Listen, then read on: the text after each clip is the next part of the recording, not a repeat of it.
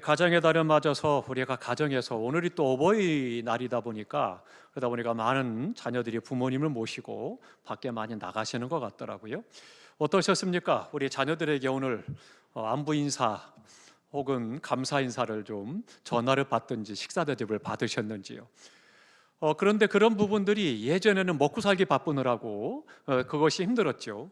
그런데 요즘 세대들은 그런 부분에 대해서 굉장히 또 예민하고 또 그런 부분을 잘 하는 것 같습니다.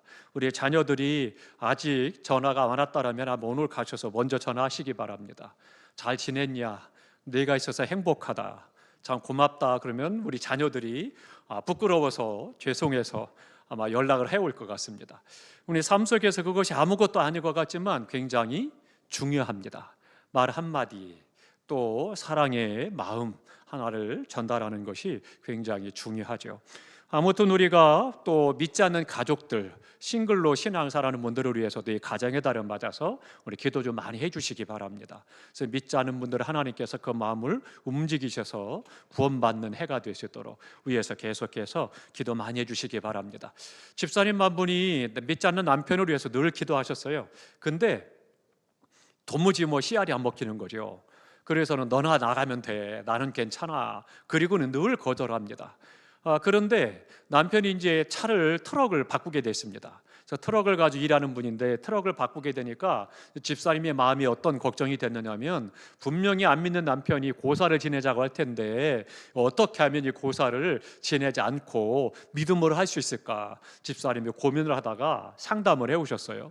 그래서 집사님 걱정하지 마시고 오늘부터 돌아가시면 우리 박가 선생님 손을 붙잡고 날마다 기도하시라고, 그리고 드러내고 하지 말고 잠을 잘 때 혹은 먼저 일어나셔서 손을 잡고 기도하시라고, 하나님 영혼 붙잡아 주셔서 고사 지내지 않게 해달라고 기도하시라고, 그래가면서 이제 식사 준비할 때도 꼭 그렇게 기도하시도록 하라고 부탁을 드렸습니다. 이제 그러고 났는데 정말 집사님이 기도를 하신 거예요. 계속해서 주무실 때 붙잡고 기도하고 식사 준비하면서 기도하고 계속 일을 해서 기도했습니다. 어떻게 됐을까요? 차가 나왔습니다. 그런데 어떻게 했을까요? 남편 되시는 분이 집사님은 아주 신경을 곤두세우고 긴장을 하고 쳐다보겠는데 아무 말도 안 하더래요. 그렇게 하루가 지나고 이틀이 지나고 3일이 지나고 한 주간이 지났습니다. 그래서 이제 안 하나 보다 그러고 이제 마음을 놓고 감사하다고 하나님 앞에 감사기도 하고 그래가면서 이제 지냈습니다. 그런데 한 2주 정도 지났나요? 어느 정도 지나고 나는데 남편 친구들을 데리고 집에 온 거예요. 친구들을 집에 데리고 와가지고 내가 차를 샀으니까 한 턱 낼 거야. 그래가지고는 집에 데리고 와서 술상을 벌인 겁니다. 그런데 거기에서 친구들이 이야기를 하는 거예요. 너 고사 안 지내고 뭐해? 고사 지내야 사고가 안 나. 그래가면서 시작을 해가지고는 얘기를 하는 거예요. 그러니까 집사님이 속이 확 상하더래요. 저것들이 집에 와가지고 왜 저런 소리를 하지? 쓸데없이 지금 하나님의 은혜로 이게 잘 이겨나갔는데, 그래서 이제 막 신경이 곤두서서 막 음식을 준비하는데, 그런데 남편이 그러더래요. 야, 지금 산지가 언젠데 이제 와가지고 고사를 지내냐? 아예 안 할 거야. 그러더라는 거예요. 그래서 집사람이 신이 나가지고 아주 음식을 잘 건하게 대접을 했다라고 그래요. 근데 하나님의 역사는 묘합니다. 하나님 앞에 믿음으로 그렇게 기도했는데, 근데 하나님께서는 그 마음을 붙잡아 주시는 거죠. 지키는 거죠. 그러니까 주변에 와서 그렇게 말을 해도 괜찮아. 지금 시간이 지나는데 새삼스럽게 지금 와서 고사를 그리고 거절하게 만드는 역사 얼마나 감사해요.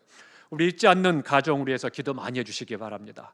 믿음으로 기도하는 그 눈물의 기도 하나님께서 반드시 이루실 것이고 구원하시리라 믿습니다. 하나님의 주권의 문제예요. 이 부분들에 대해서 우리가 많이 고민할 필요가 있습니다. 그런데 사람들은 어때요? 하나님이 주권을 가지고 행한다면 나는 뭡니까? 라고 이야기를 하는 거죠. 그래서 하나님의 주권에 대해서 인정하지 않는 사람들이 너무나 많고 심지어는 그것을 대적한다라고 하는 겁니다. 이것이 문제가 된다라고 하는 거죠. 하나님께서 원하시는 대로 나의 걸음을 인도하셔요. 그 집사님의 남편을 언제 구원하실 것이냐? 하나님의 뜻 안에 있어요. 우리가 믿음으로 구원을 위해서 기도할 때 하나님께서 반드시 그를 구원하시되 기도에 응답하실 터인데 언제냐라고 하는 것은 하나님께 있는 거예요. 그런데 왜 하나님 지금 구원하지 않고 나를 힘들게 하십니까? 라고 해서 그 불평하고 불만할 이유가 없다는 거예요. 그저 하나님의 뜻이 이루시도록 구원해 주시도록 우리는 기도하는 거예요. 하나님의 주권 안에 있다 말씀해주고 있습니다.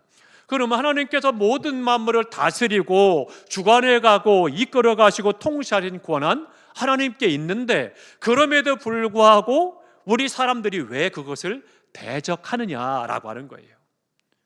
감히 피조물이 창조주 하나님을 향해서 대적하고 불평하고 원망할 수 있느냐? 불가능하죠. 그런데도 사람은 그렇게 해요. 이게 문제인 거죠. 할 수 없음에도 불구하고 그 일을 한다는 거죠. 이거 어떻게 하면 좋겠습니까? 이게 심각한 문제가 된다라고 하는 거죠. 그런데 그 이유가 뭐냐? 자기중심적이고 교만하기 때문에, 그래서 사람들이 하나님을 대적한다는 거예요. 세상 안 믿는 사람들은 뭐라고 그래요? 전도하면 내 주먹을 믿어 그러잖아요. 이게 심각한 거예요. 하나님에 대한 대적을 하는 거거든요. 그들은 뭐 아무렇지도 않게 농담 삼아 나는 무신론자예요, 내 주먹을 믿어요 말할지 모르지만 그것은 결국 하나님을 대적하는 거예요. 교만 때문입니다.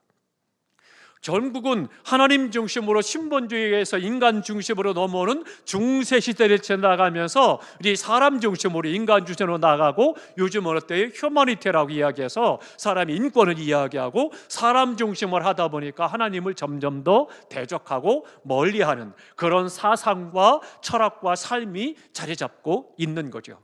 심지어는 그것이 교회 안에까지 들어와 있죠. 그래서 교회 안에서도 신본주의 교회가 아니라 인본주의 교회로 흘러가는 거예요. 그러니까 어떻게 돼요? 하나님 중심으로 하나님의 영광을 위한 것이 아니라 사람 중심으로 어떻게 하면 사람을 편하게 할까? 그래야 사람이 교회 와서 전도가 되고 적응할 수 있다라고 해서 사람 중심으로 자꾸 바뀌어지는 거죠. 그렇지 않습니다. 하나님의 나라는 그런 것으로 되는 것이 아니고 하나님의 주권이 인정되어지고 하나님께서 주관하고 이끌어가서 그 인도하셔야 되는 거죠. 그렇기 때문에 우리가 다시 한번 살필 필요가 있습니다. 그래서 오늘 본문 19절에 그렇게 말씀을 하고 있죠. 혹 내가 내게 말하기를 그러면 하나님이 어찌하여 허물하시느냐, 누가 그 뜻을 대적하느냐 하리니, 그렇게 이야기하죠. 아이, 그런 소리 하지 마라. 우리가 어떻게 감히 하나님을 대적했어? 그렇게 말하지만 그러나 실제로 삶은 그렇지 않다는 거죠. 실제 삶에서는 하나님을 대적하는 그런 것들이 너무나 많다는 거죠. 그러면 세상 안 믿는 사람들이 하나님을 알지 못하니까 그렇다 쳐요. 그러면 교회 안에서 주님을 믿는다고 하고 구원받았다고 하고 하나님의 자녀로 살아간다고 하는 우리 성도의 삶에서는 어떻습니까? 우리가 온전히 하나님의 주권을 인정하고 그 안에 순종하는 삶을 살아갑니까? 우리 또한 어때요? 마치 하나님을 금나오라 뚝딱 금방망이처럼 그렇게 하나님을 생각하고 따르는 그런 신앙인들이 의외로 많이 있다라고 하는 거죠. 우리가 다시 한번 살펴야 됩니다. 그래서 거기서 뭐라고 그래요? 기독교인이 아니라, 하나님을 섬기는 사람이 아니라 종교인, 그렇게 이야기하는 거죠. 그러니까 절에 가서 탑돌이 하는 거나 삼보 일배 하는 거나 교회 나와서 기도하는 거나 그 사람은 똑같아요. 왜요? 거기에 의지하고 기대해서 내 뜻을 이루려고 하는 거니까. 그러니까 그냥 종교예요. 우상인 거예요. 단지 이름만 하나님일 뿐이죠. 별다를 바 없는 거죠. 그거는 믿음이 아닙니다. 그러니까 우리가 다시 한번 살펴야 된다라고 하는 거죠. 그러니까 하나님께서 인간의 죄를 찾으시고 우리 인간의 죄에 대해서 구별해서 용서하신다라면 누가 하나님의 뜻을 대적할 수 있겠느냐, 그렇게 질문을 하죠.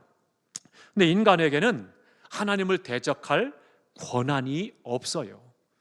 그럼에도 불구하고 우리는 마치 우리에게 그런 권한이 있는 것처럼 착각하고 행할 때가 있다라고 하는 거죠.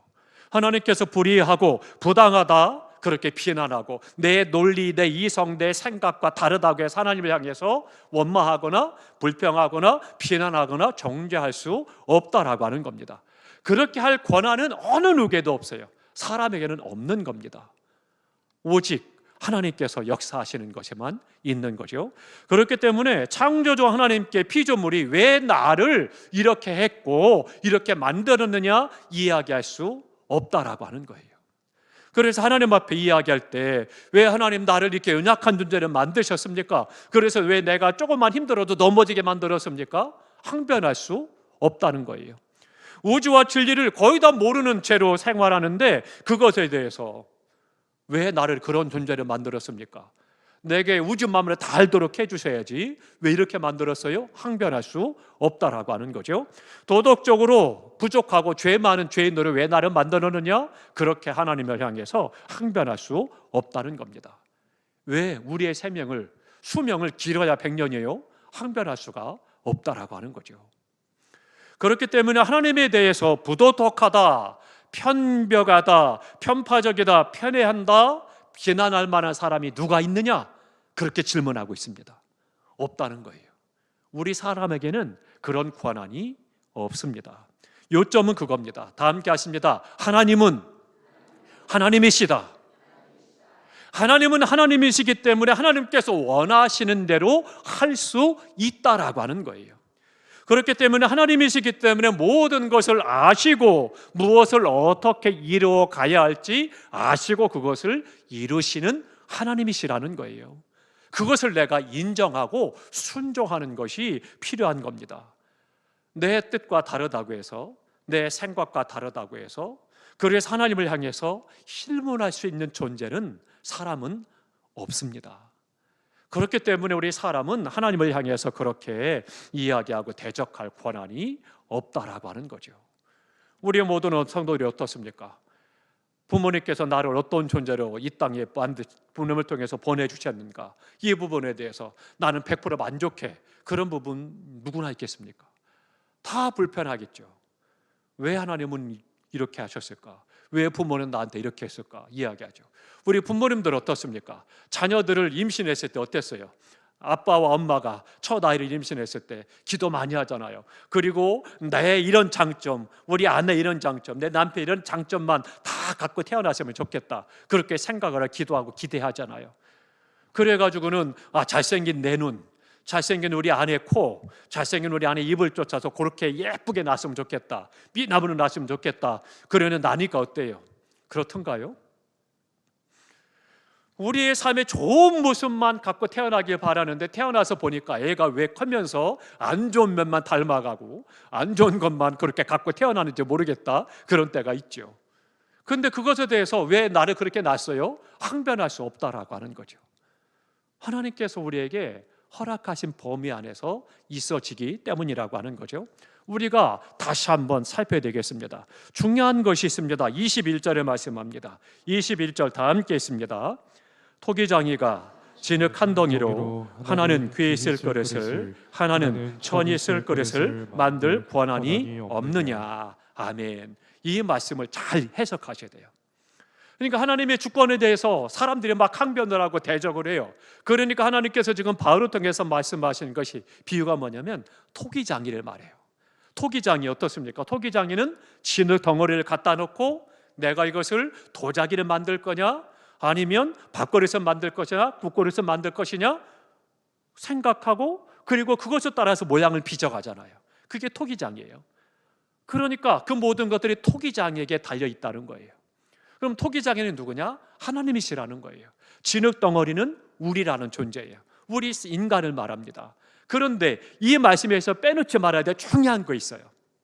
하나님께서 이것을 모양을 만들고, 그래서 국그릇을 만들 것이냐, 혹은 접시를 만들 것이냐, 대접을 만들 것이냐, 이런 것들은 하나님의 주권에 있는데 지금 창조를 말하는 게 아니라는 거예요. 태초에 창조를 말하는 것이 아니고 이미 진흙이 있어요. 이미 있는 진흙이 있어요. 그 진흙을 가지고 지금 토기장이가 어떤 그릇을 만들 것인가 생각하고 계획하고 준비하고 그 만들어 가는 것을 말하는 거예요. 그러니까 이미 있는 존재, 진흙 덩어리를 말하는 거예요. 나라고 하는 존재, 이미 지어진 존재예요. 그 존재를 하나님께서 도자기를 쓸 것이냐, 밥그릇을 쓸 것이냐, 종재기를 쓸 것이냐, 하나님께서 결정하신다는 거예요. 그러니까 그것이 하나님의 주권의 문제인데, 그런데 그것을 가지고 그릇이 토기장이한테 왜 나는 도자기가 돼서 좀 높은 데 높여져서 사람들이 보고 감상하기를 원했는데 왜 나를 종재기를 만들어서 맨날 밥상에 올라가서 고생하게 합니까? 말할 수 없다라고 하는 거예요. 주권의 문제를 지금 이야기를 하고 있다라고 하는 거죠. 그러니까 이미 존재하는 진흙을 취하셔서 하나님의 계획을 따라서 진흙덩이를 사용하고 계신 것입니다. 중요한 것은 뭐냐? 진흙 덩이를 사용하셨다는 거예요. 진흙이 아니라 플라스틱을 사용하신 것이 아니고, 진흙을 갖다 놓고 보니까 이게 안 되겠다, 너 플라스틱을 다시 만들게, 그렇게 만든 것이 아니에요. 이미 있는 존재, 진흙 덩어리, 즉 나 있는 그대로를 통해서 하나님은 빚으셔서 하나님의 사람으로 사용하시고 영광을 받으신다는 거예요.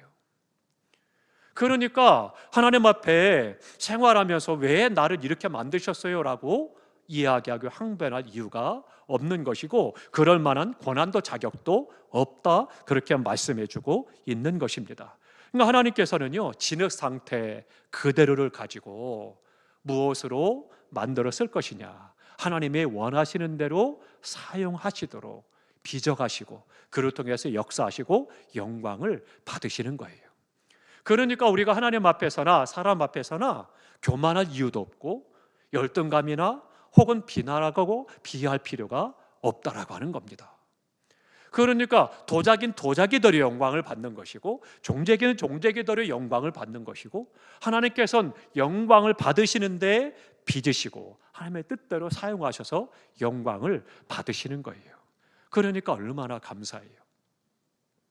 우리 성도님들께서는 다 미남 미녀시라 별로 그런 고민을 안 해보셨고 그런 어려움이 없었을 거예요. 근데 저는 그런 어려움이 있었습니다. 뭐냐면 미남이었으면 좋겠다, 그런 생각을 사춘기 때 많이 했습니다. 장동건처럼 좀 아주 조각처럼 이렇게 생겼으면 얼마나 좋을까. 그러면 내가 목사가 되려고 하는데 목사가 돼서 조각미남에 서 있으면 다 쳐다보더라고. 넉넉히 쳐다보면 말씀을 잘 들을 거 아니에요? 하나님 왜 나를 이렇게 만드셨어요? 쌍꺼풀 수술할까요? 뭐 이런저런 생각도 많이 했었어요. 근데 진짜 고민을 많이 했습니다. 그런데 어느 순간 하나님의 은혜가 저에게 깨닫고 말씀을 깨닫고 보니까 너무 감사한 거예요. 조각미남이 서가지고 말씀을 전하면 말씀을 안 듣고 얼굴만 쳐다보면 침만 흘릴 거 아니에요. 그럼 이게 말씀이 들어가고 은혜가 되겠어요? 안 되겠죠. 그러니까 대충 그냥 무난한 저 같은 사람을 세우셔서 말씀에 집중하도록 하시니 얼마나 감사해요. 하나님의 은혜예요. 그러니까 우리의 삶 속에서 하나님은요, 그 사람을 그대로, 그 진흙덩이를 하나님이 쓰시고자 하는 대로 빚으시고 그를 통해서 영광을 받으시는 거예요. 얼마나 감사한지 모릅니다. 그러니까 오늘 나의 형편, 나의 상황, 또 내가 하는 일들, 또 사역을 통해서 그것 때문에 교만할 이유도 없는 거고, 자만할 이유도 없는 것이고요, 다른 사람 무시할 이유도 없는 것이고, 함부로 대할 이유도 없는 것이고, 또 내가 자신을 자꾸 비하할 필요도 없는 것이고요, 열등감에 젖을 이유도 없는 거예요. 우리가 하나님 앞에 나를 있는 그대로 사용하시되 하나님의 뜻대로 사용하셔서 하나님의 영광을 받으시니 그것으로 된 거고 감사한 거예요. 도자기니까 하나님 영광을 받으시고 종재를 쓰니까 영광을 안 받으시고, 아닙니다. 똑같이 하나님은 영광을 받으신다는 것이죠. 그러니 얼마나 감사한 거예요. 그러니까 우리가 하나님 앞에 어떻게 해서 행할 것인가를 깨달아 알 필요가 있습니다. 사랑하는 성도 여러분, 하나님 앞에 그 은혜를 기억하고 감사함으로 주신 바 영광의 사명을 잘 감당하되 세상에서나 가정에서나 교회에서나 이 존귀한 성도로서의 삶을 살아가시기를 주님의 이름으로 축원합니다. 하나님은요, 모든 사람의 심령을 아십니다. 그러니까 심령을 아셔요. 그러니까 그 사람의 심령이 하나님을 대적할지 하나님을 받아들이고 순종할지 아신다는 거예요. 그래서 하나님을 대적하는 사람도 하나님을 받아들여 순종할 사람에게도 똑같이 하나님은 사랑으로 복음을 전하셨어요. 예수 그리스도를 허락하신 거예요. 그런데 이미 하나님은 아셔요. 저 사람이 예수 그리스도를 거부하고 대적하고 멸망할 존재인지를 아신다는 거예요. 그래도 아시지만 그를 긍휼히 여기고 불쌍히 여기고 그에게도 복음을 전해주셔서 예수 그리스도 주신 거예요. 그런데 그가 예수 그리스도 영접하지 않고 거부하면 멸망하는 거예요. 이 사람은, 비라는 사람은 그 마음이 사랑이 있고 순종할 수 있는 그 심성을 하나님이 아셔요. 그에게도 똑같이 예수 그리스도를 주셨어요. 그래서 그는 어때요? 예수 그리스도 영접하고 구원을 받았어요. 그래서 하나님께서 그를 통해서 영광을 받으십니다. 하나님은 그 하나님이셔요. 나를 아십니다. 진흙덩이 어떤 존재인가 심성을 다 아셔요. 그럼에도 불구하고 너는 어차피 예수 안 믿을 사람이니까 너한테는 예수를 전하지 않을 거야, 제쳐놓지 않으셨다는 거예요. 동일하게. 그래서 오늘 본문에 뭐라고 말씀하세요? 그들에게 하나님께서는 선으로 대하셨다, 오래 참으셨다, 관용하셨다, 그렇게 말씀하고 있는 것입니다. 하나님께서는요, 그들을 택하셨다, 그렇게 말씀을 하고 있는 겁니다. 그러면 중요한 거는 22절부터 24절 그리고 마지막 절입니다. 이게 너무나도 중요한 부분입니다. 그러면 이제 오랫동안 악한 사람들에 대해 하나님은 어차피 너는 예수 그리스도 영접하지 않을 거야, 아십니다. 그렇지만 알지만 내가 아니까 너는 그냥 필요 없다, 그런 것이 아닙니다. 누구에게나 참고 기다려주시고 그들을 사랑으로 대하셨음을 말씀하고 있습니다. 왜 그러셨을까요? 저 같으면 너 어차피 안 될 사람이니까 해봤자 소용없어, 내가 왜 헛속하겠어, 안 할 거야, 그럴 텐데 주님은 그렇지 않으셨다는 거예요. 하나님은 어떻게든 하나님의 뜻을 이루도록 하기 위해서, 그래서 그들에게 참고 관용하시고 기다리신다는 거예요. 뭐 우리는 어때요? 너무 이기적이죠. 내가 원하지 않으면, 또 내 마음이 불편하면, 내가 기뻐하지 않으면, 나하고 좀 관계가 없으면 그냥 선을 긋죠. 근데 하나님께서는 이미 아시지만 선을 긋는 것이 아니라 관용하고 기다리시는 거예요, 돌아오시도록. 그러니까 하나님께서 행하시는 일들이 하나님의 뜻을 이루기 위해서 그렇게 관용하신다는 거죠. 사람이 볼 때는 어리석은 것 같죠. 그런데 하나님은 기다리시는 거예요. 그가 구원 받을 수 있다, 안 받을 수 있다, 그에게 달려있는 거예요. 어떻게 해요? 그가 예수님을 영접하면 구원 받는 거고, 영접하지 않으면 예수님이 증거됐음에도 불구하고 영접하지 않으면 멸망하는 거예요. 하나님은 아십니다. 그렇지만 그에게도 복음을 전하시는 거예요. 왜요? 하나님의 뜻은 천하 만민의 구원받기 원하시는 것이 하나님의 뜻이에요. 그렇기 때문에 그 뜻을 위해서 마음을 아시지만 힘들고 어렵고 괴롭지만 그런 하나님은 기다리시는 거예요. 그래도 그 영혼이 예수 그리스도를 영접하고 구원받지 않을까, 하나님은 기다리신다는 거예요. 관용하신다는 거예요. 그런 자들을 위해서 주님을 내어주시고 주님의 십자가에 못 박아 죽으실 때 얼마나 하나님의 마음이 아프고 고통하고 괴롭겠습니까? 그런데 하나님은, 하나님의 뜻이 뭐냐? 그래도 그가 구원받기 원하셨다는 거예요. 그래서 하나님은 지금도 관용하고 기다려주시고 그를 돌아오도록 품고 안고 계시는 거죠. 사랑하는 성도 여러분, 우리가 다시 한번 하나님 앞에 어떻게 설 것인가를 결정해야 합니다. 강팍한 이기심을 가지고 살아가는 사람도 있고, 정말 사랑으로 온유함으로 겸손함으로 살아가는 사람도 있습니다. 그것에 따라 하나님은 그를 귀한 그릇으로, 그를 천한 그릇으로 빚으십니다. 그리고 그를 통해서 하나님의 뜻을 이루고 영광을 받으신다라고 하는 거죠. 하나님께서는요, 하나님을 대적하고 거부하는 것조차도 결과적으로는 하나님의 영광을 드러내는데 사용하시는 것들을 볼 수가 있습니다. 우리가 생각할 때 저 사람 우리 교회 없으면 좋겠어, 오히려 그 사람 때문에 우리가 방해가 되고 오히려 다른 사람이 시험 들어, 그렇게 생각할 수 있습니다. 그런데 하나님은 그를 통해서도 하나님의 뜻을 이루고 영광을 받으실 수 있는 하나님이십니다. 그렇기 때문에 하나님은 기다리시는 거죠. 가룟 유다 어떻습니까? 가룟 유다가 주님을 배반하고 팔아버리잖아요. 주님이 오죽하면 그러시겠어요. 야, 내가 오히려 태어나지 않았으면 더 좋았을 건데, 안타까워하시잖아요. 아십니다. 얘가 나를 팔아야 이구나, 나를 내어줄 사람이구나 아셨어요. 그러면서도 함께 식탁에 앉아서 최후의 만찬 하시면서 그래가면서 내가 함께 그릇에 손을 넣는 자라고까지 말씀을 하시면서 다 알고 계신 거예요. 그러면서도 그를 보시는 그 주님의 마음, 그 측은히 여기는 마음, 불쌍히 여기는 마음, 차라리 내가 태어나지 않았으면 좋았을 텐데 이렇게 해서 내가 멸망하니, 그 마음이 얼마나 괴로우셨겠어요. 그런데 하나님은 그럼에도 불구하고 내치지 않으셨잖아요. 그 자리에 그대로 있게 하시고, 오히려 혹시라도 이 아이가 깨닫고 회개하고 돌이키진 않을까, 그래서는 비유적으로 말씀하셨잖아요. 내와 함께 그릇에 손을 넣는 자다. 가룟 유다가 손을 넣었죠. 얼마나 화들짝 놀랐겠습니까? 그럼에도 불구하고 어때요? 주님을 혹시 그가 돌이켜서 구원받지 않을까, 그래서는 그렇게 하셨지만 가룟 유다는 새 손으로 나가고 결국은 생명을 버리고 멸망하게 된 거죠. 우리가 하나님 앞에 모든 것이 합력하여 선을 이루시도록 하나님께서 오늘요 나를 있는 그대로 받으셔서 귀한 그릇으로, 천이 쓰는 그릇으로, 세상은 그렇게 구분할지 모르지만 하나님께는 그것 통해서 영광을 받으신다라고 하는 거죠. 그런 이것이 너무나도 중요한 부분입니다. 다 함께 찾아봅니다. 디모데후서입니다. 디모데후서 1장 9절을 보겠습니다. 디모데후서 1장 9절입니다. 343쪽 디모데후서 1장 9절 다 함께 있습니다.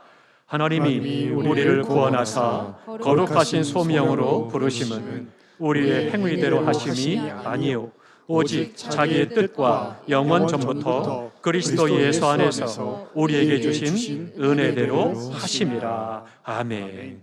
잘 기억하셔야 됩니다. 하나님이 우리를 구원하사 거룩하신 소명으로 부르심은 우리의 행위대로 하심이 아니요 오직 자기의 뜻대로, 즉 하나님의 뜻대로 영원 전부터 그리스도 안에서 우리에게 주신 은혜대로 하심이라 말씀하고 있는 거죠. 그러니까 하나님께서는요 그 주권을 가지고 오늘 우리는 누구는 밥그릇으로, 누구는 국그릇으로, 누구는 김치 그릇으로, 누구는 간장 그릇으로, 누구는 그렇게 도자기 그릇으로 그렇게 사용하시는 거예요. 그렇기 때문에 우리가 하나님 앞에 다시 한번 나를 들으셔서 나를 통해 영광 받으심을 감사하면서 하나님 앞에 주신 바 사명을 감당하도록 결단하시기 바랍니다. 하나님께서는요 세상 가운데서도 마찬가지입니다. 세상 가운데서도 하나님께서는 우리에게 주신 부모로서, 남편으로서, 아내로서, 또 자녀로서 이런 그릇에 대해서도 마찬가지입니다. 그걸 통해서 하나님은 영광을 받으시는 거죠. 그러면 그 사악한 자들에 대해서, 악한 자들을 참고 견디고 관용하셔서 하나님의 뜻을 이루는데 이스라엘 백성들은 뭐예요? 우리가 선한 백성이야, 선민이야, 우리만 구원받아. 그랬더니 바울이 뭐라 그럽니까? 아니다, 나는 이방의 사도로 부름받았는데 너희가 아브라함에게서 태어났다고 해서 다 아브라함의 자손이 아니다. 이스라엘의 선민이라고 해서 다 구원받는 것이 아니다. 거기에서 남은 자가 있다. 이들만 구원받는데 이 남은 자가 누구냐? 예수 그리스도를 영접한 자, 그들이 구원받고 하나님의 자녀다, 그렇게 말씀하고 있는 것이 이제 마지막 절까지 쭉 그 말씀을 하고 있습니다. 그러니까 고린도 교회 성도들은요 무슨 소리냐? 우리 선민만 구원받는 거야, 하나님의 자녀고 하나님의 백성이야 주장하지만 바울은 아니라는 거예요. 선민은 이스라엘 백성이기 때문이 아니라 예수님을 영접하고 그 안에서 구원받은 사람이, 택한 사람이, 그가 하나님의 택한 백성이요 그가 구원받은 자요 남겨진 자다, 그것을 말씀해주고 있습니다. 그래서 어떤 사람은 멸망받기 위해서 준비되고 어떤 사람은 영광받기 위해서 준비된 그런 존재가 아니다라고 하는 겁니다. 오래전에 택하신 자들이 누구냐? 그것을 이미 구약에서 예언했는데 그 예언자가 누구예요? 바로 호세아입니다. 호세아를 통해서 예언을 하신 말씀이 오늘 본문에 기록하고 있는 거죠. 그래서 그 말씀이 호세아 2장 23절의 말씀이에요. 그 말씀을 오늘 본문에 그렇게 기록하고 있습니다. 함께 봅니다. 오늘 본문 25절, 26절 다 함께 읽겠습니다. 호세아에 그래도 이르기를 내가 내 백성 아닌 자를 내 백성이라, 사랑하지 아니한 자를 사랑한 자라 부르리라. 너희는 내 백성이 아니라 한 그곳에서 그들이 살아계신 하나님의 아들이라 일컬음을 받으리라 함과 같으니라. 아멘. 또 이사야도 똑같은 말씀을 오늘 본문에 기록하고 있죠. 이사야가 말씀하죠. 29절에 보니까 또한 이사야가 미리 말한 바 만일 만군의 주께서 우리에게 씨를 남겨두지 아니하셨더라면 우리가 소돔과 같이 되고 고무라와 같았으리로다 함과 같다 말씀합니다. 하늘의 별과 같이 바닷가의 모래와 같이 창성케 된다, 자손의 축복을 말씀하셨지만 그들이 다 구원받는 택한 백성이 아니라는 거예요. 오직 예수 그리스도를 믿고 구원받은 자들이 택한 백성이요 하나님의 자녀다 말씀합니다.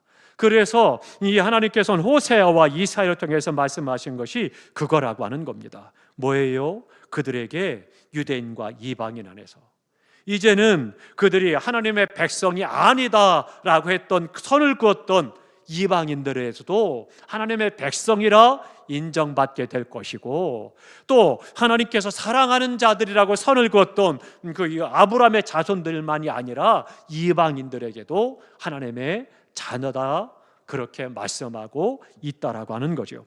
그렇기 때문에 오직 남은 자, 누구냐? 예수 그리스도 안에서 구원받은 자들, 그들이 남은 자요, 그들이 택하심 받은 자요, 하나님의 자녀다 말씀해주고 있는 겁니다.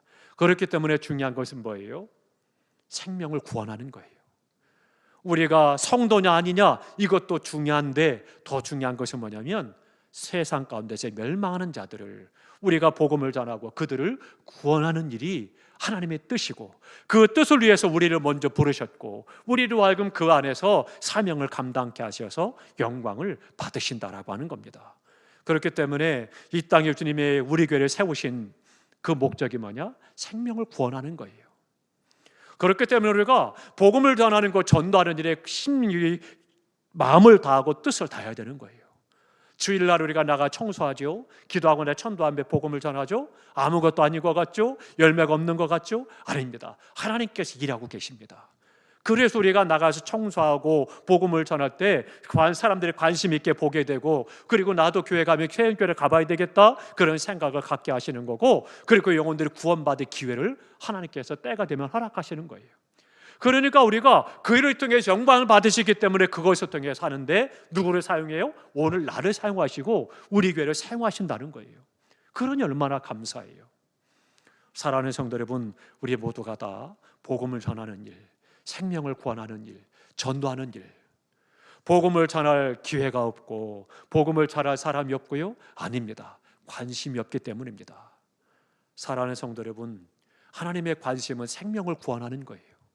그렇기 때문에 우리가 다시 한번 우리 교회가 복음을 전하는 교회, 우리끼리 여기가 좋사오니 초막 셋을 짓고 여기 살아니까만 영광을 돌리겠습니다, 찬송하고 즐거워하고 좋아하는 것이 아니라, 아니다, 동네에 들어가서 복음을 전하고 저들도 구원해야 된다 말씀을 전하셨잖아요. 우리가 오늘 다시 한번 하나님의 말씀을 붙잡고 결단하시기 바랍니다. 하나님, 우리 교회가 복음을 전하는 교회가 되게 해주시고, 우리 교회가 주변 지역사회를 변화시켜 나가는 교회가 되게 하고, 생명이 날마다 살아나는 역사, 하나님의 뜻을 이루는데 나를 사용해 주셔서, 기도하면서 열심히 전도에 관심을 하고 기도하고 나아가잖아요. 하나님께서 전도 대상자를 붙여주시기도 하고요, 나를 통해서 주님의 모습이 드러나게 하고요, 영혼을 구하는 다양한 방법으로 역사하십니다.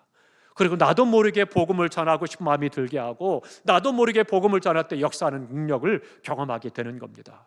사랑하는 성도 여러분, 마음이 있어야 됩니다. 주님의 말씀을 쫓아 내 마음이 내가 이 땅에서 잘 먹고 잘 살고 뭐 높임을 받고 이런 것만이 아니라, 하나님의 뜻이 무엇이냐, 생명을 살리는 것, 구원하는 것, 이것이 가장 크고 가장 귀한 하나님의 뜻임을 기억하고, 우리가 하나님 앞에 복음을 전하는 일, 생명을 구원하는 일, 전도하는 일에 쓰임받는 교회가 되도록, 우리가 이 일에 헌신할 수 있도록 기도하고 결단하고 나아가시기 바랍니다.